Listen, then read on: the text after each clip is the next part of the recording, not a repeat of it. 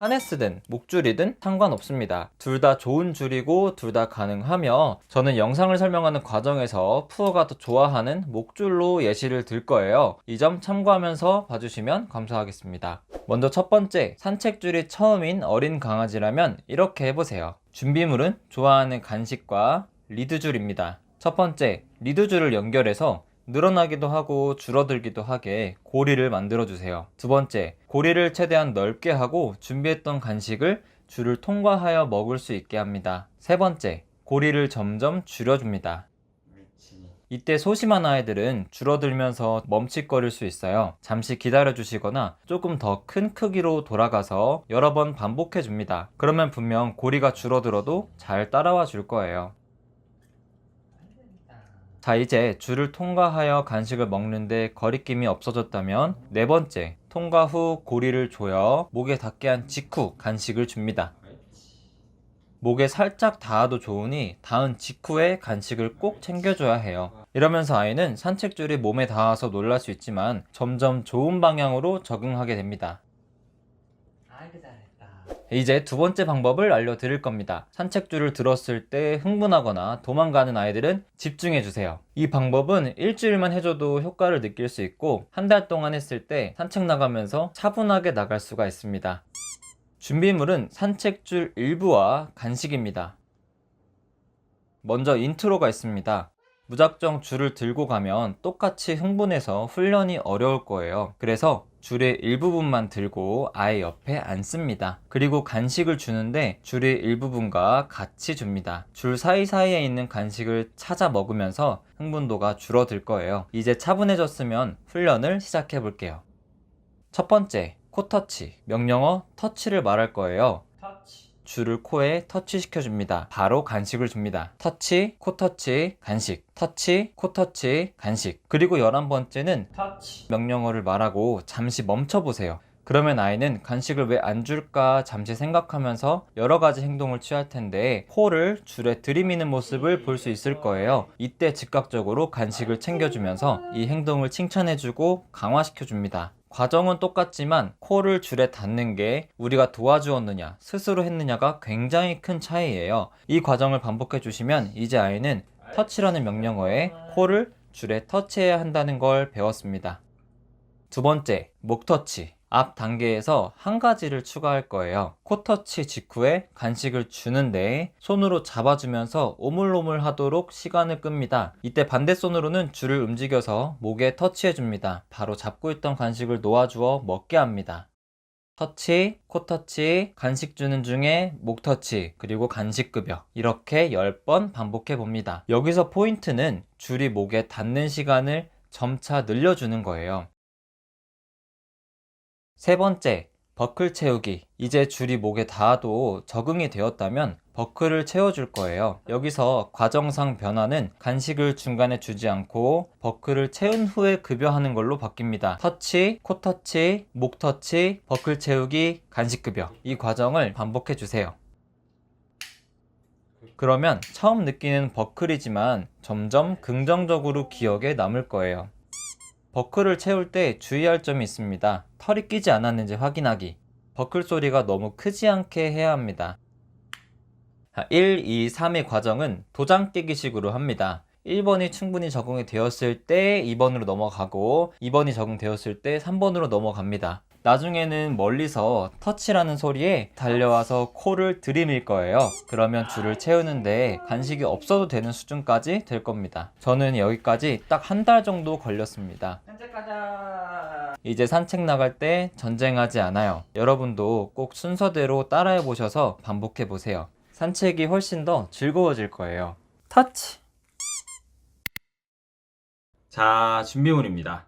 산책줄, 주머니에 간식, 벽걸이 후크, 딱 이 세 가지만 있으면 되고요. 훈련 방법은 총 3단계입니다. 첫 번째, 보이는 곳에 산책줄 걸어두기. 산책줄만 보면 나가는 줄 알고 흥분이 시작되기 때문에 산책줄을 365일 매일 보이는 곳에 걸어둡니다. 그러면 아이들은 평상시에 보던 줄이기 때문에 산책줄에 둔감해지게 되어 흥분도가 줄어듭니다. 주의사항은 산책줄을 서랍이나 안 보이는 어딘가에 넣어두지 마세요. 이렇게 현관 근처에 보이는 곳에 벽걸이 후크를 사용하여 걸어두시는 것을 추천드립니다. 두 번째, 산책줄 들어서 현관에 던져두기. 줄을 걸어두더라도 산책 나가기 전에 줄을 들게 되면 조금은 흥분하게 될 거예요. 그래서 줄을 들고 현관에 던져둡니다. 외투도 미리 입어주세요. 그리고 편하게 물도 드시고 소파에도 앉으시고 핸드폰도 보세요. 아이가 흥분이 가라앉을 때까지 기다리시면서 차분하게 계시는 게 중요합니다. 혹시 쉽게 흥분이 가라앉지 않는다면 기다리세요. 아무리 오래 걸려도 10분이면 진정하게 될 거예요. 아이가 차분해졌다면 준비했던 간식을 꺼내서 산책줄 더미 중앙에 던져줍니다. 아이는 자연스럽게 간식을 찾으려고 노즈워크를 할 것이고 보호자분은 천천히 옆으로 다가가 산책줄을 착용해 주세요. 눈치가 빠른 아이들이라면 간식을 주면서 잠시 기다려주고 경계심이 풀렸을 때 착용하여 줍니다. 세 번째, 나갈 것처럼 현관에 들렸다가 집에 들어오는 것을 반복합니다.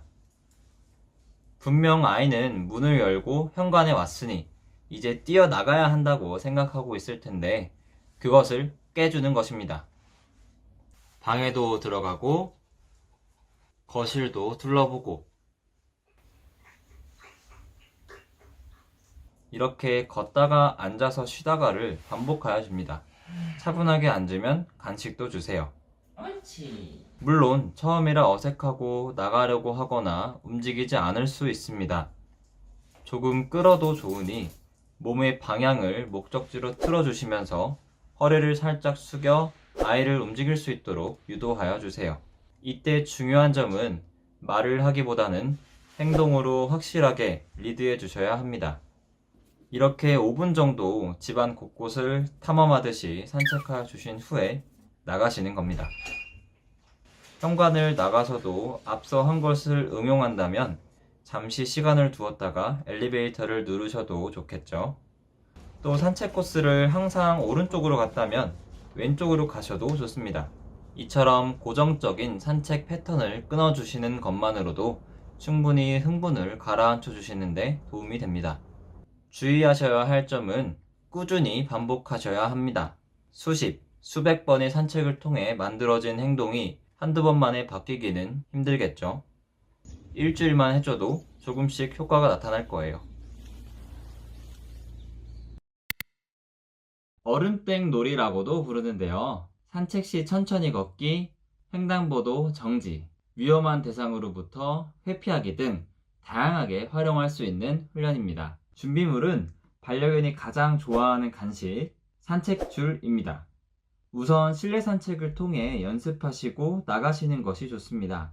실내 산책은 산책이 익숙하지 않은 어린 강아지나 흥분을 많이 하는 반려견에게도 추천합니다. 첫 번째, 아이 이름을 부르고 간식을 인지시켜 줍니다. 집중을 잘 할 수 있게 가장 좋아하는 간식을 준비해 주시고 간식 급여가 어려운 상황이라면 짧고 높은 칭찬음을 정하셔서 보호자에게 집중하게 합니다. 두 번째, 보호자 옆에 와서 앉으면 간식을 줍니다. 이때 아이가 앉지 않고 간식을 먹기 위해 짖거나 매달린다면 잠시 기다려주세요. 앉아라는 명령어를 사용하시기보단 기다려주시는 게 좋습니다. 아무리 오래 걸려도 5분 안에 앉을 겁니다. 아이에게 어떻게 하면 먹을 수 있을까 생각할 시간을 주는 겁니다. 여러 행동을 취하다가 앉게 되면 그때 칭찬과 함께 간식을 줍니다. 세 번째, 한 발자국 걸어가 멈춘 후 아이가 옆에 와서 앉으면 간식을 줍니다. 여기서 마찬가지로 생각할 시간을 주시는 게 중요합니다. 그리고 좌우로 많이 돌아다닌다면 오른쪽이나 왼쪽을 정하셔서 꾸준히 같은 방향으로 훈련해 주시는 게 좋습니다. 네 번째, 두 발자국 걸어가 멈춘 후 아이가 옆에 와서 앉으면 간식을 줍니다. 두 발자국부터는 아이가 보호자의 보폭에 집중하여 같이 움직인 후 멈췄을 때 같이 멈추는 것이 포인트입니다. 이렇게 걸음을 점차 늘려가며 아이는 보호자의 보폭에 집중하고 얼음땡 놀이를 하듯 재밌게 훈련하시면 됩니다. 따름. 자, 이제 실제 생활 속에서 활용해 보겠습니다. 가장 먼저 현관문이나 엘리베이터에서 활용할 수 있는데요. 현관문과 엘리베이터에서 뛰어나가는 아이들은 대부분 흥분과 함께 산책을 시작합니다. 이것을 얼음땡을 통해 끊어주시는 것만으로도 굉장히 도움이 됩니다. 두 번째, 신호등에서 활용할 수 있는데요. 많은 아이들이 횡단보도가 있으면 뛰어나가려고 하거나 앞서가려고 합니다. 이는 갑자기 나타나는 오토바이나 차량, 사람과 충돌할 수 있기 때문에 굉장히 위험합니다. 얼음땡을 통해 앉아 기다린 후 신호가 바뀌면 출발하세요. 안전이 가장 중요합니다.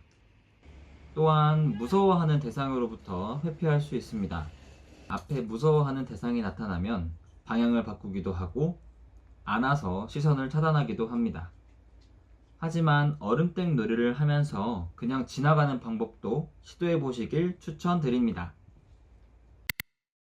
먼저 진단 결과는 다소 충격적이었는데요. 저는 평소 산책할 때 푸우가 냄새 맡거나 마킹하고 싶어하면 거의 허락해주는 편이긴 했어요. 그러면서 산책의 주도권이 푸우에게 넘어가게 되었습니다. 결과적으로 이런 행동들이 푸우가 줄을 당기고 흥분하고 짖게 되는 걸 만들었다고 합니다. 또 푸우가 이런 문제 행동들을 할까봐 저는 산책할 때 저도 모르게 긴장하면서 다녔는데, 이런 긴장감이 푸우에게 전달되면서 특정 대상에 대해 안 좋은 기억이 생기고 약간의 짖음도 생겼다고 합니다. 결국 줄당김, 흥분, 짖음 모두 저의 문제였다는 거죠. 그래서 제가 받은 솔루션들과 교정 과정을 보여드릴게요. 첫 번째, 먼저 산책 시 냄새 맡기는 최소화합니다. 여기서 중요한 건 산책할 때 강아지 마음대로 마킹하지 못하게 하고 보호자님이 허락한 곳에서만 마킹하게 해주는 겁니다. 화장실. 마킹을 허락해주는 의미가 산책의 주도권은 보호자님에게 있으며 보호자님 옆에서 잘 따라왔으니 보상의 개념으로 마킹을 하게 해주는 거예요. 그래서 마킹할 때 빈도도 너무 빈번하지 않게 적당히 해주셔야 합니다. 확실히 이 훈련을 하면서 산만하게 냄새 맡으며 다니기보다 저에게 집중하며 산책을 잘 하더라고요. 그러면서 줄 당김과 차분한 산책에 있어서 확실히 효과가 있었습니다. 두 번째는 흥분할 때 목줄을 살짝 올려 앉혀줍니다. 여기서 목줄이 당겨지면 불편하겠죠. 그래서 바로 앉음과 동시에 느슨하게 해주어서 편안하게 만들어줍니다. 그리고 앉아서 눈을 마주치면 간식까지 주세요. 그러면 자꾸 강아지 스스로도 편한 걸 찾고 간식을 먹기 위해 노력하면서 흥분이 올라올 때 앉아서 보호자님을 쳐다볼 거예요. 이러면서 흥분할 때 스스로 조절하는 힘을 배우게 됩니다. 확실히 이 훈련을 하면서 흥분을 가라앉히는 교육에 굉장히 좋았습니다. 마지막, 보호자는 미리 긴장하지 않기. 반려견은 리드줄을 통해 보호자의 미세한 긴장과 떨림을 느낄 수 있다고 해요. 그래서 보호자가 특정 대상에 긴장하고 두려워하면 강아지는 그 대상을 기가 막히게 파악해서 경계하게 된다고 합니다. 이게 몇 번 반복되면 그 대상을 보면 짖게 되는 거죠. 그래서 푸우가 잘 짖는 대상 근처를 최대한 의연하고 무덤덤하게 지나가 보았어요. 초반엔 좀 짖기도 했지만 의연하게 지나갔더니 확실히 푸우도 긴장을 덜하고 그냥 지나치는 모습을 많이 볼 수 있었어요. 아직 100%는 절대 아니지만 확실히 개선되는 모습을 볼 수 있었고 앞으로도 계속 연습해 보려고 합니다. 자, 솔루션들을 정리해보면 산책할 때 냄새 최소화하기, 흥분했을 때 앉혀서 집중시키고 간식 주기, 산책할 때 보호자는 너무 긴장하지 않고 의연하게 대처하기. 그리고 훈련하면서 느낀 점들, 꿀팁들을 좀 말씀드리면, 먼저 집중력이 부족한 아이들은 산책하기 전에 밥이나 간식을 최소화해주세요. 확실히 식후 산책 때보다 식전에 산책하는 게 집중력 차이가 어마어마합니다. 최대한 반려견과 눈 마주치며 호흡하고 간식 주면서 즐겁게 훈련해주시는 게 중요하고요. 그리고 일관성 있게 꾸준하게 최소 2주에서 한 달은 반복해주셔야지 행동의 변화를 느낄 수 있습니다. 두 가지 의견이 있는 것 같아요. 냄새를 맡아라, 냄새를 맡지 마라. 이 얘기를 하려면 근본적으로 강아지에게 냄새 맡는 행위란 어떤 의미인지 알아야 합니다. 강아지에게 냄새 맡기는 세상과 소통하는 방법입니다. 우리 주변이 어떻게 구성되어 있는지, 어떤 강아지가 지나갔는지 이런 것들을 강아지는 냄새 맡으면서 파악한다고 해요. 그래서 강아지는 세상을 코로 읽는다고도 하죠. 이는 결국 사회화에도 많은 영향을 끼칩니다. 어렸을 때부터 밖에서 다양한 냄새를 맡은 강아지들이 집에서 한정된 냄새만 맡은 강아지들보다 훨씬 더 사회화가 잘 되어 있고 더 밝은 모습을 볼 수 있어요. 그래서 강아지 냄새 맡기는 무조건 좋은 행동입니다. 그러면 왜 누군 냄새 맡으라 하고 누군 냄새 맡지 말라 하고 이런 차이는 왜 생길까요? 바로 강아지의 성격과 행동 유형에 따라 냄새 맡기가 문제 행동으로 이어질 수도 있기 때문입니다. 먼저 냄새 맡으며 산책해도 되는 강아지를 예로 들어볼게요. 기본적으로 흥분도가 낮은 아이들, 보호자 뒤에서 천천히 걸으면서 차분한 아이들이 있습니다. 이런 아이들은 냄새를 충분히 맡으면서 산책해도 좋아요. 반대로 냄새를 많이 맡으면 안 되는 아이들 예시를 들어볼게요. 냄새를 맡고 마킹을 많이 하는 강아지들, 이어서 쉽게 흥분하는 강아지들이 여기에 해당합니다. 여기서 흥분이라는 건 줄당김, 짖음, 공격성, 통제 불가의 상태를 말합니다. 이 강아지들이 냄새를 맡고 마킹을 하고 쉽게 흥분하는 이유는 영역 활동을 한 것에 대해 희열과 다른 강아지에 대한 경계심이 합쳐져 일종의 포효하는 것으로 이해하면 됩니다. 쉽게 말하면 센 척하는 거죠. 겁이 없고 약간의 우두머리 기질이 있는 아이들이 특징이기도 하죠. 이러다 보면 평소와는 다르게 갑자기 흥분하고 또 짖고 하는 일시적인 문제들이 발생할 수도 있습니다. 산책하는 방법을 조금만 바꿔도 훨씬 강아지의 산책이 차분해질 거예요. 바로 직진 산책입니다. 산책을 나가서 강아지가 좋아할 것 같은 장소 몇 군데를 미리 봐두시고 그곳을 가기 전까지는 쭉 직진만 하시는 겁니다. 그리고 그것에 도착하면 잘 왔으니까 보상으로 냄새를 맡게 해줍니다. 저는 화장실이라는 명령어로 편하게 냄새 맡고 쉬해도 괜찮다고 알려주고 있어요. 이때만큼은 줄을 조금 길게 해서 잠시 달콤한 자유시간을 주어도 좋습니다. 그리고 적당히 냄새도 맡고 쉬도 했다면 다시 앞에 있는 목적지를 정해서 직진 산책을 해봅니다. 이렇게 보호자에게 집중할 수 있는 직진 산책을 하시다가 중간중간 보상으로 편하게 쉬하고 냄새 맡을 수 있는 시간을 주다 보면 보호자에게 집중하면서 훨씬 더 차분한 산책이 될 수 있습니다. 여기에는 몇 가지 주의사항이 있습니다. 첫 번째, 강아지가 원하는 것으로 자꾸 끌 수 있어요. 우리는 보호자니까 확실하게 아닌 건 아니라고 하면서 반려견을 리드하실 줄 알아야 합니다. 신경 쓰지 않고 무작정 끌 수도 있겠지만 간식이나 칭찬음으로 유도해서 보호자님에게 시선이 가도록 하는 게 가장 좋아요. 잘 따라오면 아낌없이 걸어가면서 칭찬과 간식을 주세요. 두 번째는 쉬어가는 곳에서 반응이 없을 수 있어요.